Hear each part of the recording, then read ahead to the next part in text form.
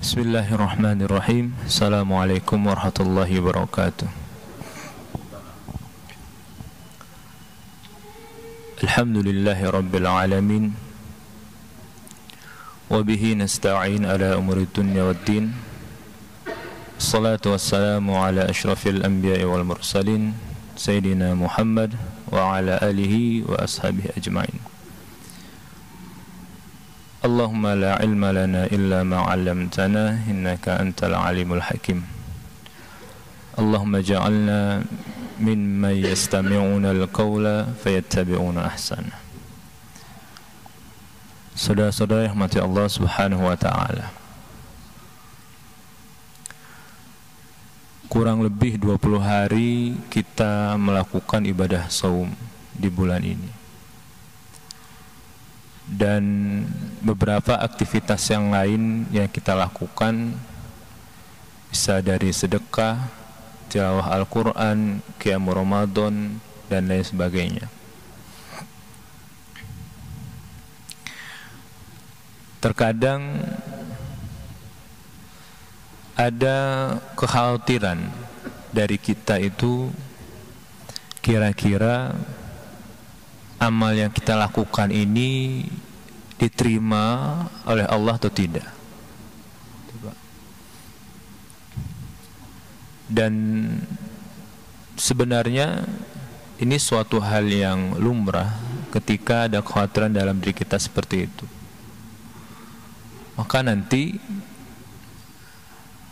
ada beberapa hal yang perlu kita ketahui bersama. Kalau amal kita, apapun itu bentuknya, bisa diterima oleh Allah Subhanahu wa ta'ala. Hal yang pertama yang harus diperhatikan adalah yang disebut dengan al-mutaba'ah. Jadi mutaba'ah itu artinya kita mengikuti yang pernah dicontohkan oleh Nabi kita Muhammad sallallahu alaihi wasallam. Maka ada salah satu dalam surat Al-Imran, Allah Subhanahu wa taala berfirman, "Qul in kuntum tuhibbunallaha fattabi'uni yuhibbukumullah wa yaghfir lakum dzunubakum." Katakanlah wahai orang-orang yang beriman, kalau sesungguhnya kalian semua itu mencintai Allah Subhanahu wa taala, maka syaratnya satu, fattabi'uni, maka ikutilah semua apa yang menjadi ajaran yang Allah turunkan melalui aku. Maka ketika kita mengikutinya, balasannya adalah yuhibbukumullah, maka Allah akan mencintai kalian semua, wa yaghfir lakum dzunubakum, dan Allah akan mengampuni dosa-dosa kalian semua. Mutaba'ah ini, atau dalam kata lain itu juga ada yang menyatakan amal itu diterima makana sawaban, sesuatu yang itu benar. Yang dimaksud benar itu adalah dia melakukan sesuatu amalan itu bukan atas dasar keinginan yang tanpa dibarengi dengan ilmu. Saya kasih contoh sederhananya, sholat subuh. Itu yang dicontohkan oleh Nabi kita Muhammad SAW itu hanya 2, Pak. Ini karena merasa subuh itu adalah waktu yang paling segar untuk melakukan ibadah, akhirnya ditambah menjadi 4, 8 dan sebagainya. Hal-hal yang seperti ini yang disebut bukan mutaba'ah. Jadi tidak mengikuti contoh dari Nabi kita Muhammad sallallahu alaihi wasallam. Dan mutaba'ah ini nanti bentuknya banyak sekali, Pak. Ada hal-hal yang itu dilakukan langsung oleh Nabi Muhammad sallallahu alaihi wasallam, seperti yang kita lakukan pada saat ini dan Bapak yang lakukan pada saat ini, beriktikaf di masjid. Ada sesuatu yang Nabi Muhammad tidak melakukannya, tetapi beliau mengkonfirmasi hal tersebut boleh dilakukan. Itu. Nah.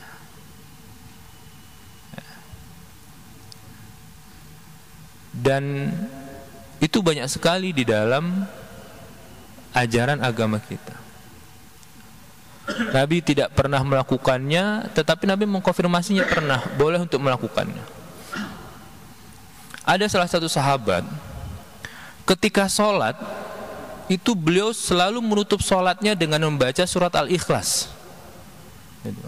Jadi setelah Al-Fatihah, baca surat, lalu sebelum ruku dia baca surat Al-Ikhlas, Qul huwallahu ahad.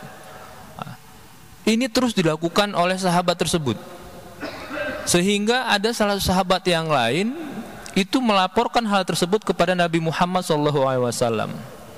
Ya Rasulullah, fulan ini kalau sholat dan ketika jadi imam, dia pasti selalu menutup sebelum ruku dengan membaca surat Al-Ikhlas tersebut.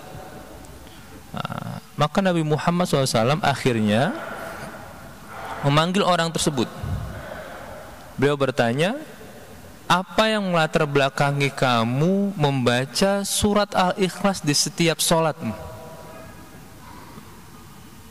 Maka sahabatnya menjawab, ya Rasulullah, saya membaca surat ini karena saya cinta surat ini, karena di dalamnya menggambarkan tentang keesaan Allah Subhanahu wa Ta'ala, tentang zat yang menjadi penopang untuk semua manusia, yang dia maha kuasa dan dia tidak bergantung kepada makhluknya.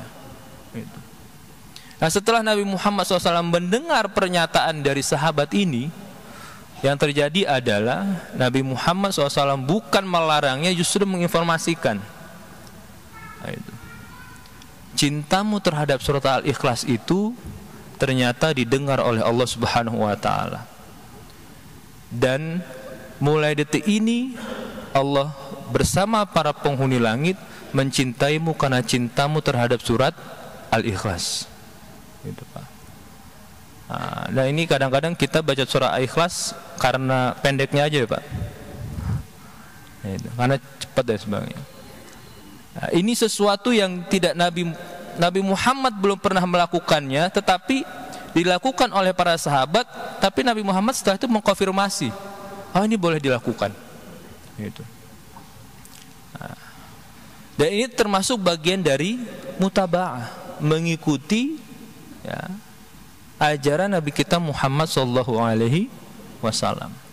Nah, hal yang pertama, ketika kita ingin melakukan sesuatu, kita harus cek dulu, Pak. Ini bagian dari kita mengikuti ajaran Nabi kita Muhammad SAW atau bukan? Nah, kalau bukan, maka hal yang paling baik dilakukan adalah tidak melakukannya, itu, meninggalkannya.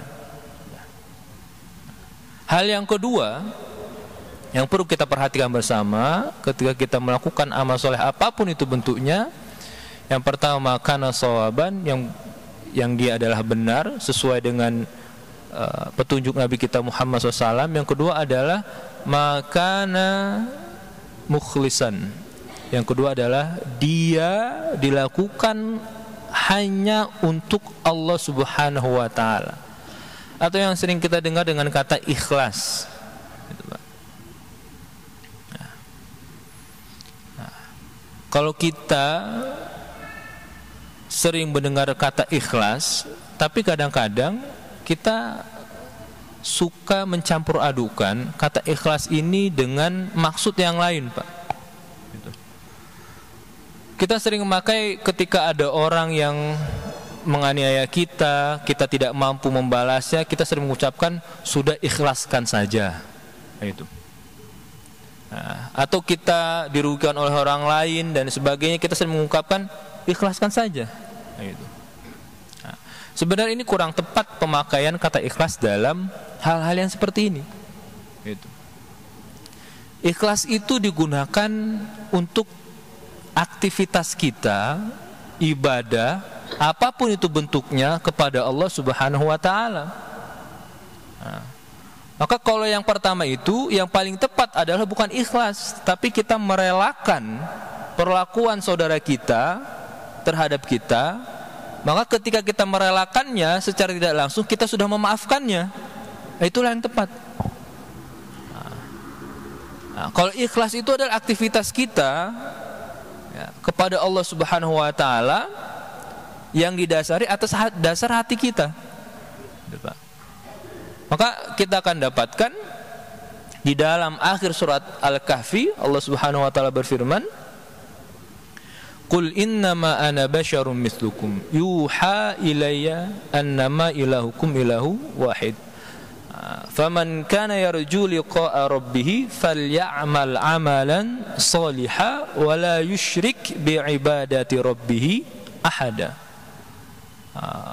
Muhammad, katakanlah kepada manusia yang ada di sekitarmu bahwasannya engkau adalah manusia sama seperti mereka.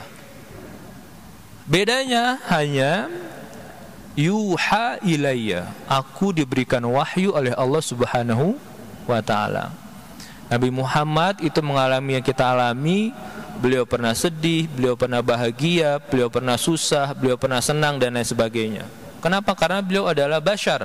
Beliau adalah manusia sama seperti kita. Maka ketika beliau ditinggal oleh anak laki-lakinya Ibrahim, beliau sedih dan menangis, Pak. Itu. Maka ketika beliau menangis, itu para sahabat kaget dan terheran-heran. Bimithlika ya Rasulullah, orang seperti kamu kok bisa nangis wahai Rasulullah? Kenapa bisa nangis orang seperti kamu? Karena engkau ada Rasul, Nabi, kok masih bisa nangis? Itu. Karena di pikiran para sahabat ketika itu, Nabi Muhammad seorang Nabi dan Rasul itu tidak boleh nangis dan tidak boleh sedih, Pak. Itu. Makanya akhirnya Nabi Muhammad SAW menginformasikan ya, yang terjadi pada kita pada saat ini adalah semua ketetapan Allah Subhanahu wa taala. Dan ketetapan Allah Subhanahu wa taala itu harus diterima dengan kita mengucapkan inna lillahi wa inna ilaihi rajiun. Lalu beliau menyampaikan inna hadhihi rahmatun, sesungguhnya air mata yang turun dari ayah-ayah yang ditinggal oleh anak-anaknya itu adalah air mata kasih sayang kepada anak tersebut. Dan itu hanya keluar dari orang-orang yang ada di dalam hatinya kasih sayang. Gitu, Pak. Dan itu dialami oleh Nabi kita Muhammad SAW. Beliau bashar, tapi beliau diberikan wahyu oleh Allah Subhanahu wa taala. Faman kana yarju liqa'a rabbih falya'mal 'amalan shalihan wa la yusyrik bi'ibadati rabbih ahada. Barang siapa yang ingin mengharapkan berjumpa, bertemu dengan Tuhannya, syaratnya satu. Pertama, falya'mal amalan shalihan, hendaklah dia melakukan amal soleh. Maka amal soleh ini jangan pernah kita menyempitkan amal soleh hanya dengan aktivitas di masjid, hanya dengan kita membaca Al-Quran, sedekah dan sebagainya. Tidak, Pak. Amal soleh itu ruang lingkupnya sangat luas sekali. Bahkan afdalul a'mali minas ba'da salatil maktubah, amal soleh yang paling bagus dilakukan setelah melakukan solat wajib itu adalah idkhalus surur fi qalbi akhika, memberikan rasa gembira kepada saudaramu. Itu, Pak. Ini amal soleh yang Nabi Muhammad sampaikan setelah paling baik setelah kita melakukan kewajiban puasa, sholat, haji, memberikan kegembiraan kepada saudara-saudara kita.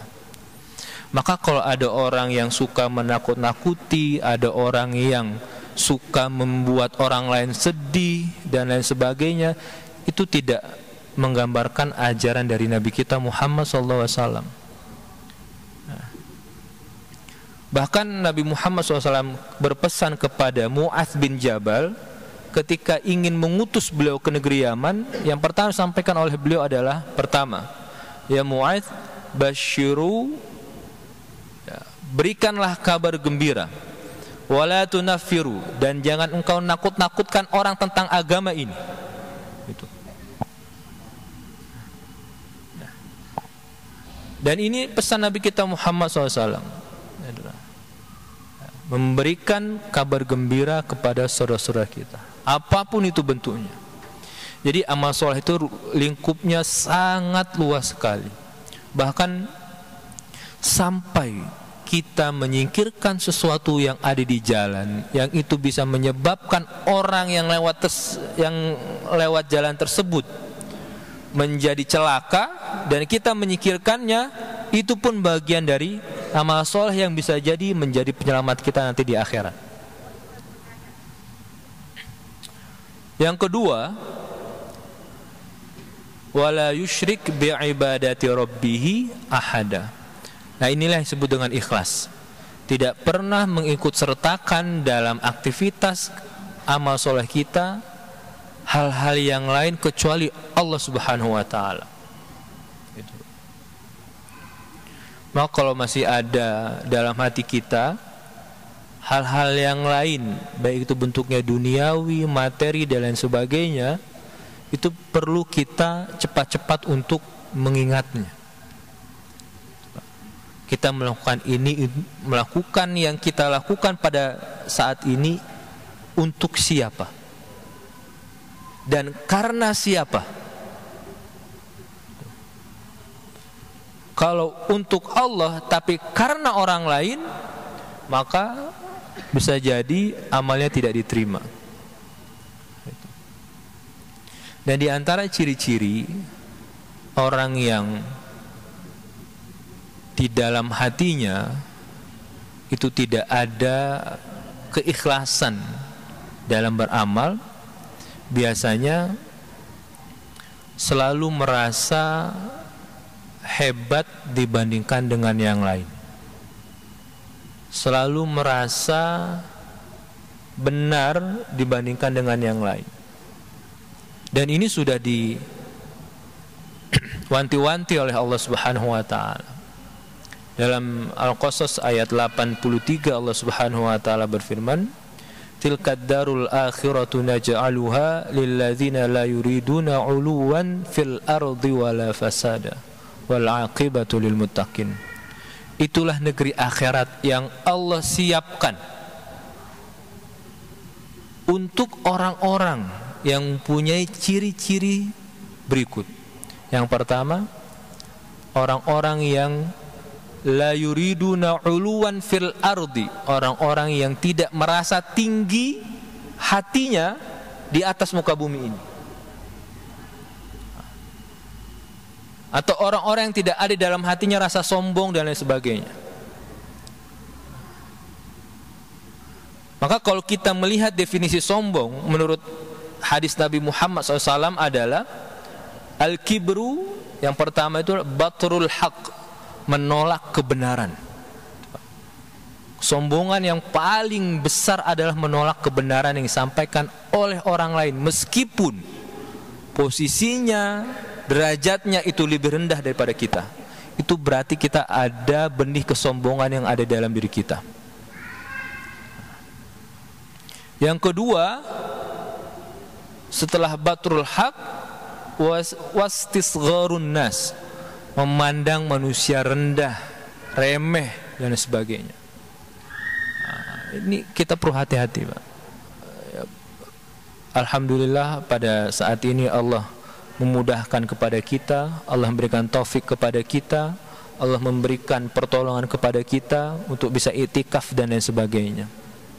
Maka kalau ada dalam hati kita, kita itu merasa saya iktikaf di sini itu lebih baik daripada Anda yang berada di luar sana. Itu hati-hati. Kenapa? Karena itu kita sudah merendahkan orang lain. Kita merasa diri kita lebih hebat dan sebagainya. Dan perlu kita ingat, setan, makhluk yang paling dekat dengan Allah Subhanahu wa ta'ala, itu diusir bukan karena apa? Bukan karena hal-hal yang lain tidak. Karena dia merasa lebih hebat dibandingkan Nabi Adam alaihissalam. Bahkan setan sampai berkata, "Asjudu liman khalaqta tina." Apakah saya pantas untuk sujud kepada makhluk yang engkau ciptakan dari tanah? Inilah yang membuat setan itu akhirnya Allah usir. Dia merasa lebih hebat dibandingkan Adam. Dan dalam bahasa Arab, kata kibir itu, sombong itu biasanya menggunakan kata takabbar, Pak. Takabbar itu menggambarkan sesuatu yang dibuat-buat.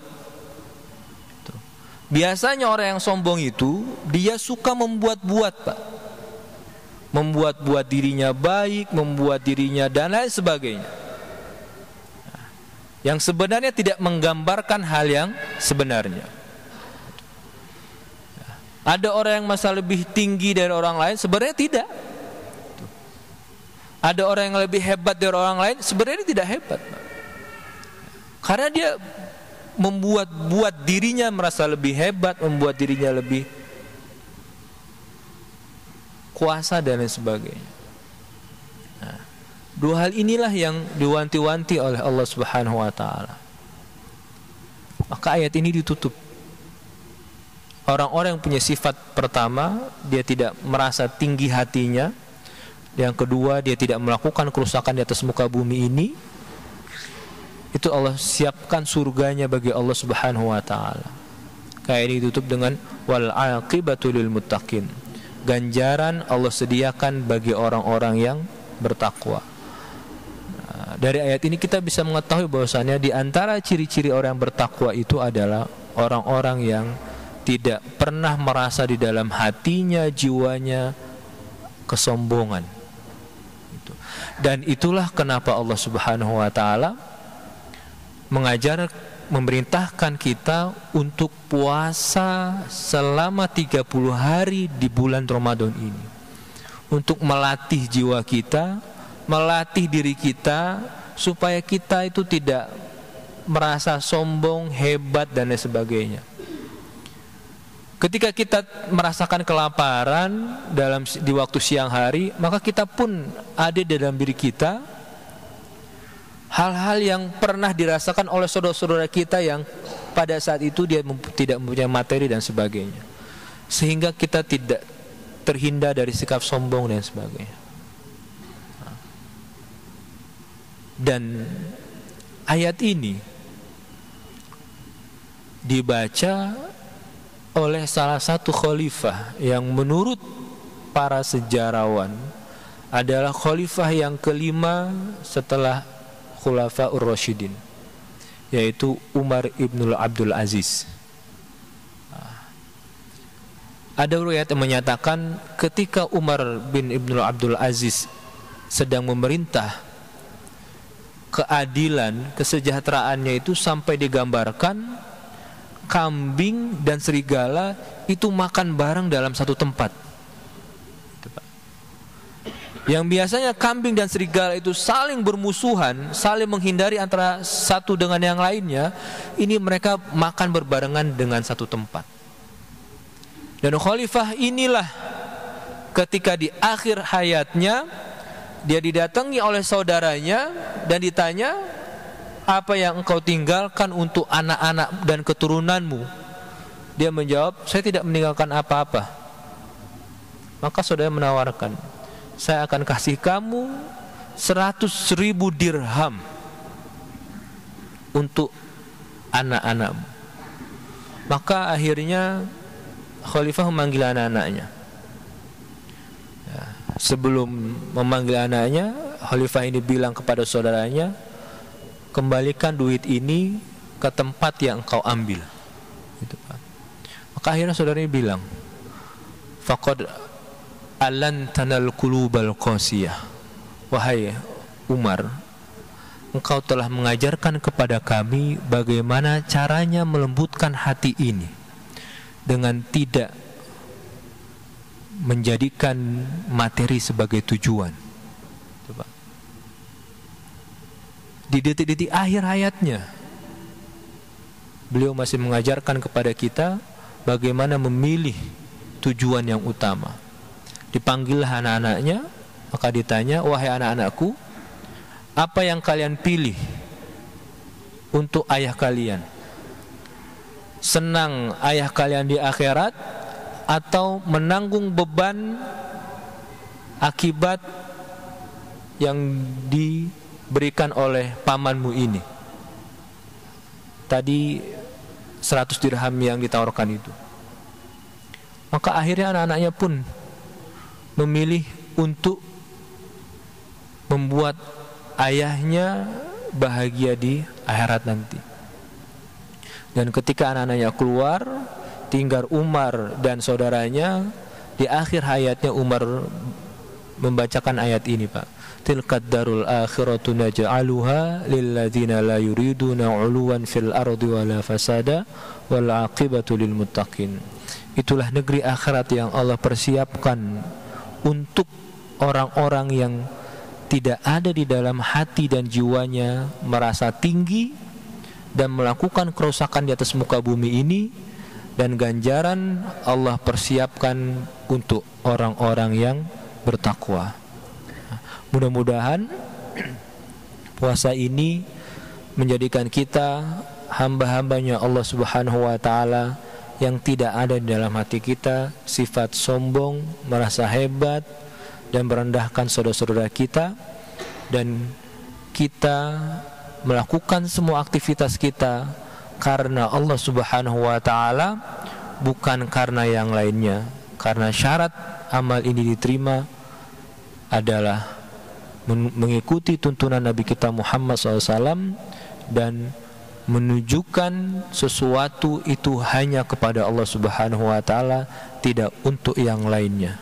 Barakallahu li wa lakum, astaudiukumullah fi ri'ayatihi wa zimmatihi.